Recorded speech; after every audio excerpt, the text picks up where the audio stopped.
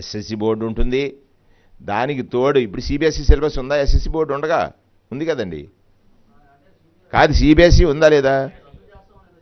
ఎవరు లేదు లేదు లేదు లేదు లేదు దానికి అంత మీ అనుమానాలు వస్తాయని నేను ఎక్స్ట్రా చెప్తున్నాను. ఇప్పుడు ఇంతసేపు చెప్పక్కర్లేదు, ఇది జస్ట్ ఆమోదించానని నువ్వు మాటతో చెప్పేయచ్చు. కానీ మీకు చిన్న అనుమానం వస్తుందేమో, అనుమానం నివృత్తి చేయడానికి నా ప్రయత్నం చేస్తానని. ఇంకా కావాల్సి డీటెయిల్గా దాని మీద ఇంకో ప్రెస్ మీట్ పెడదాం.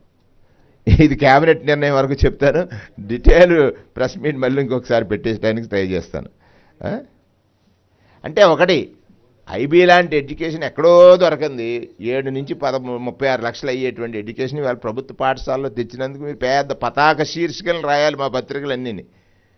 ఎక్కడో 7 లక్షలు ఖర్చు చేసి మొదలు పెడితే 36 లక్షల వరకు ఖర్చు చేయాల్సి ధనవంతుడు మాత్రమే చదవగలిగినటువంటి విద్యని ప్రభుత్వ పాఠశాలల్లో ప్రవేశపెడుతున్నటువంటి ఈ రోజు రేపు ప్రతి పత్రికలో పతాక శీర్షికన రావాలి. ఇది మా విద్యా విధానం. మనం స్టేట్ బ్రాండ్ కదా, మనం బ్రాండింగ్ చేయాల్సింది స్టేట్లో.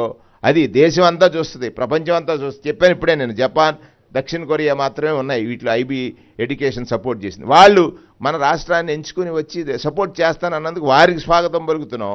రెండోది, అది అందుబాటులోకి రావడం ద్వారా మన విద్యార్థులందరూ కూడా చూడండి, గతంలో ఇంజనీరింగ్ చదవాలంటే ఎంత కష్టం, ఫీజు రియంబర్స్మెంట్ వచ్చిన తర్వాత ఎంతమంది విద్యార్థులు వచ్చారు, డాక్టర్ చదవాలంటే ఎంత కష్టం, ఇవాళ మెడికల్ కాలేజీలు పెరిగిన తర్వాత ఎంతమంది డాక్టర్లు పెరిగారు. ఇవన్నీ పాజిటివ్ మేనర్లో మనం థింక్ చేసినట్లయితే ఖచ్చితంగా అది అందుబాటులోకి వచ్చిన తర్వాత కేరళ ఎడ్యుకేషన్లో ఎందుకు ముందుకు వెళ్ళిందని అంటే ఎడ్యుకేషన్లో వాళ్ళు తీసుకున్నటువంటి కొన్ని నిర్ణయాలు, దాన్ని మించి మనం చేస్తున్నాం. అది దానికోసం మీరు పతాక శీర్షికను రేపు రాస్తే నేను చాలా ఆనందపడతాను యాజ్ ఐఎన్డిపిఆర్ మినిస్టర్.